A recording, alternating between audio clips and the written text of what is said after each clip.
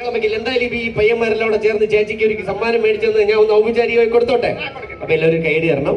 ചേച്ചി ചന്ദ്രി ചേച്ചി ഇഷ്ടപ്പെടുന്ന ഇവിടുത്തെ യുവ മിഥുനങ്ങൾ ചേച്ചിക്ക് വേണ്ടിയിട്ട് മേടിച്ചെന്ന ഗിഫ്റ്റാണ്. നിങ്ങളുടെ എല്ലാ അനുഭവത്തോടുകൂടി പ്രിയപ്പെട്ട ചന്ദ്രി ചേച്ചിക്ക് ഞാനിത് കൈമാറുന്നു. നല്ലൊരു കൈയടി ചേച്ചി വരാം.